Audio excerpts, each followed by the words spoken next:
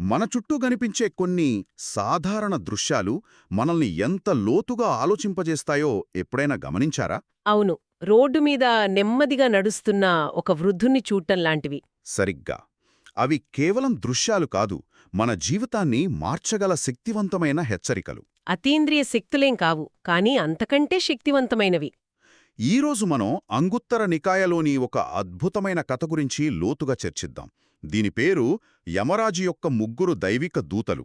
ఇది కేవలం మరణం, శిక్షల గురించి కాదు, మనం బ్రతుకుతున్న తీరు గురించి మనల్ని మనం ప్రశ్నించుకునేలా చేస్తుంది. అవును. కథలోకి వెళ్లే ముందు దీని ప్రాముఖ్యత ఏంటి? ఇది కేవలం ఒక పురాణ కథేనా? అస్సలు కాదు. ఇదొక అద్భుతమైన రూపకం. మానవ జీవితంలోని 3 తప్పించుకోలేని నిజాలైన వృద్ధాప్యం, అనారోగ్యం మరియు మరణం. వీటినే బౌద్ధంలో దేవదూతలు అంటారన్మాట. ఖచ్చితంగా.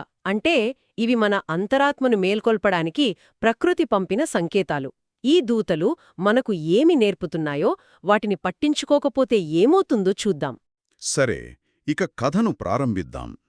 శరీరం, వాక్కు, మనస్సుతో తప్పుడు పనులు చేసిన ఒక వ్యక్తి మరణం తర్వాత నరకానికి వెళ్తాడు. అక్కడ నరక రక్షకులు అతడిని యమరాజు ముందు నిలబెడతారు. అవును.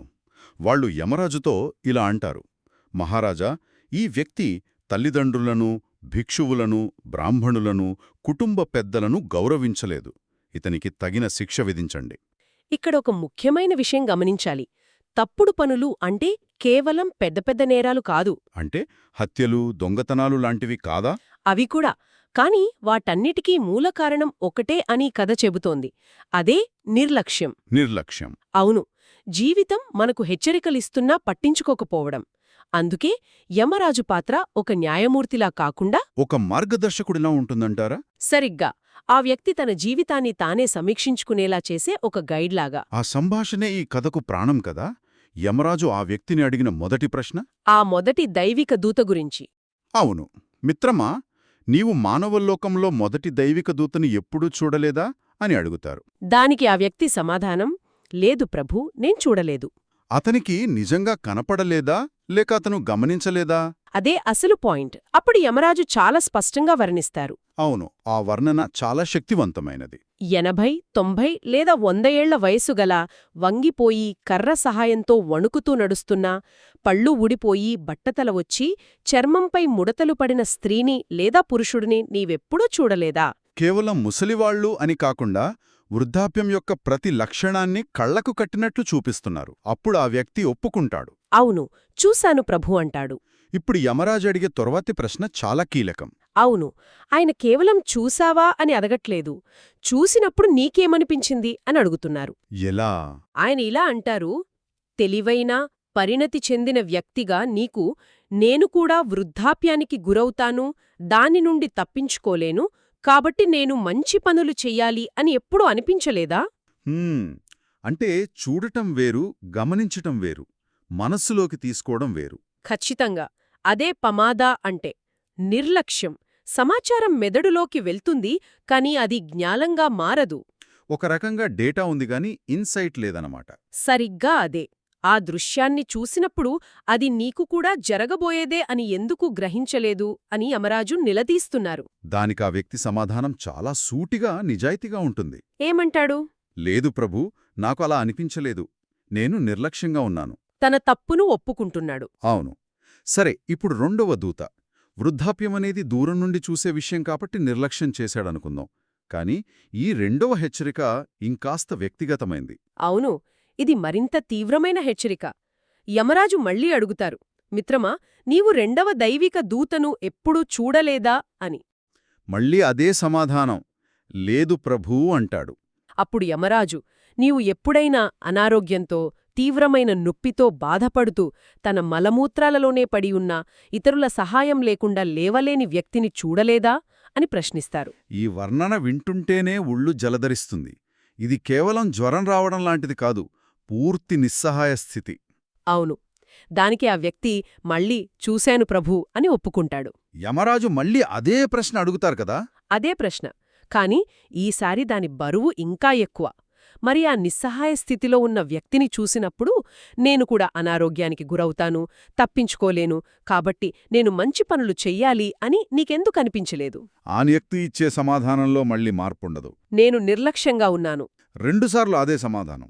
ఈ నిర్లక్ష్యం లేదా పమాద అనే దాని గురించి ఇంకాస్త వివరిస్తారా? తప్పకుండా. పాళీ భాషలో పమాద అనే పదానికి చాలా లోతైన అర్థముంది. ఇది కేవలం ఒక తప్పు చేయడం కాదు. ఇది ఒక నిరంతర అజాగ్రత్త, ఒక స్పృహ లేని మానసిక స్థితి.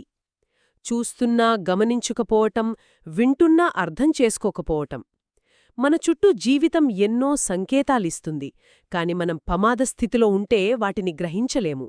అంటే ఇది ఒక రకమైన డెనయల్ లాంటిదా? ఇది వాళ్లకు జరుగుతుంది, నాకు కాదు అని అనుకోవడం. ఖచ్చితంగా. మనం ఎప్పుడూ యవ్వనంగా ఆరోగ్యంగా ఉంటామని భ్రమలో బ్రతకడం. అదే అసలైన నిర్లక్ష్యం. సరే, ఇక మూడవ చివరి దూత. ఇది అత్యంత సూటిగా, తప్పించుకోవడానికి వీలులేని హెచ్చరిక. అవును. యమరాజు చివరి దూత గురించి అడుగుతారు. మిత్రమా, మూడవ దైవీక దూతను నీవు చూడలేదా?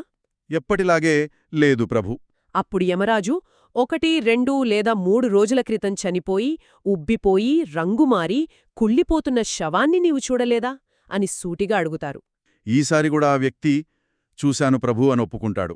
యమరాజు చివరిసారిగా ఆ కీలకమైన ప్రశ్నను అడుగుతారు. మరి ఆ దృశ్యం చూసినప్పుడు నేను కూడా మరణానికి లోబడి ఉన్నాను, దాని నుండి తప్పించుకోలేను, కాబట్టి మంచి పనులు చెయ్యాలి అని నీకెందుకు అనిపించలేదు? మళ్ళీ అదే సమాధానం. లేదు ప్రభూ, నేను నిర్లక్ష్యంగా ఉన్నాను. 3 హెచ్చరికలు, 3 అవకాశాలు, 3 సార్లు అతను వాటిని గమనించడంలో విఫలమయ్యాడు. ఇప్పుడు యమరాజు చెప్పే మాటలు ఈ కథకు ముగింపు పలుకుతాయి కదా? అవును. ఆ మాటలు బౌద్ధతత్వంలోని ఒక కీలకమైన అంశాన్ని మన ముందుంచుతాయి. ఆయన ఇలా అంటారు. చెప్పండి. మిత్రమా, ఈ చెడు పని నీ తల్లిదండ్రులు, సోదరులు, స్నేహితులు చెయ్యలేదు. దేవతలు, భిక్షువులు లేదా బ్రాహ్మణులు కూడా చెయ్యలేదు. ఈ చెడు పనిని నీవు మాత్రమే చేశావు, మరియు దాని ఫలాన్ని నీవే అనుభవించాలి. ఆ వాక్యం వింటుంటే వణుకు పుడుతుంది. చివరికి మన కర్మతో మనం ఒంటరి. భయానకమైనదే, కాని అదే సమయంలో స్వేచ్ఛనిచ్చేది కూడా. కర్మ సిద్ధాంతం అంటే ఏదో క్లిష్టమైన ఫిలాసఫీ కాదు, అది ఒక సింపుల్ కాజ్ అండ్ ఎఫెక్ట్. గోడకు బంతిని కొడితే అది వెనక్కొస్తుంది. అంతే. ఎంత గట్టిగా కొడితే అంత వేగంగా వస్తోంది. యమరాజు చెబుతున్నది అదే. ఆ బంతిని నువ్వే విసిరావు, ఇప్పుడది నీవైపుకే వస్తోంది. దీనికి వేరేవాళ్లను నిందించడానికి లేదు. అంటే ఇది శిక్ష కాదు, కేవలం పరిణామం. ఖచ్చితంగా. మన గమ్యం మన చేతుల్లోనే ఉంది. ఆ బంతిని ఎలా విసిరాలో, ఎంత వేగంతో విసిరాలో నిర్ణయించుకునే స్వేచ్ఛ మనకుంది. ఇది భయపెట్టే విషయం కంటే మనల్ని శక్తివంతం చేసే ఆలోచన. అవును. ఈ దూతల ఉద్దేశ్యం మనలో భయాన్ని కలిగించడం కాదు, సంవేగ అనే భావనను ప్రేరేపించడం. సంవేగ కొత్త పదం అంటే ఏంటి? సంవేగ అంటే ఒక రకమైన ఆధ్యాత్మిక అత్యవసర పరిస్థితి, ఒక స్పిరిచువల్ అర్జెన్సీ. దీని మన రోజువారీ భాషలో ఎలా అర్థం చేసుకోవచ్చు? ఈ మధ్య వినే మిడ్ లైఫ్ క్రైసిస్ లాంటిదా? అద్భుతమైన పోలిక. ఒక రకంగా అది కూడా సంవేగమే. అరే, నా జీవితంలో సగం అయిపోయింది, నా సమయం వృధా అవుతోందా అని అకస్మాత్తుగా వచ్చే ఆ మేల్కొలుపు. అంటే ఆ సంక్షోభం కోసం 40 ఏళ్లు ఆగాల్సిన పని లేదంటారా? అవసరమే లేదు. ప్రతిరోజూ మన చుట్టూ ఉన్న ఆ 3 దేవదూతలను చూసి ఆ మేల్కొలుపును, ఆ సంవేగను పొందవచ్చు. నాకు వయసు పెరుగుతుంది, అనారోగ్యం రావచ్చు, నేను ఖచ్చితంగా చనిపోతాను అని తెలిసినప్పుడు నా దగ్గరున్న ఈ పరిమిత సమయాన్ని నేను ఎలా గడపాలి అని ప్రశ్నించుకోవడం. సరిగ్గా అదే సంవేగ. మరి ఆ తెలివైన మరియు పరిణతి చెందిన వ్యక్తి ఎలా స్పందిస్తాడు? ఆ సంవేగ పొందిన వ్యక్తి ఏమి చేస్తాడు? ఈ కథ ప్రకారం వారు 3 విధాలుగా గొప్ప పనులు చేస్తారు. 1. శరీరంతో. అంటే హింసను వదిలి కరుణ చూపడం. అవును. 2. వాక్కుతో.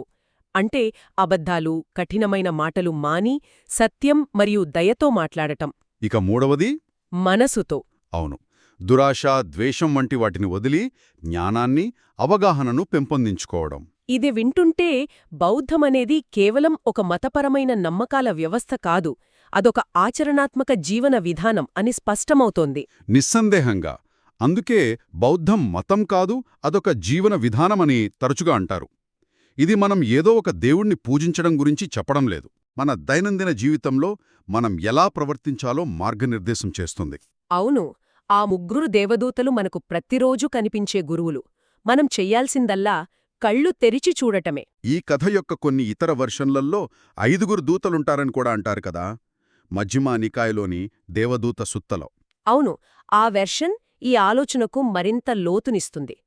4వ దూత శిక్షించబడుతున్న నేరస్తుడు. నేరస్తుడా?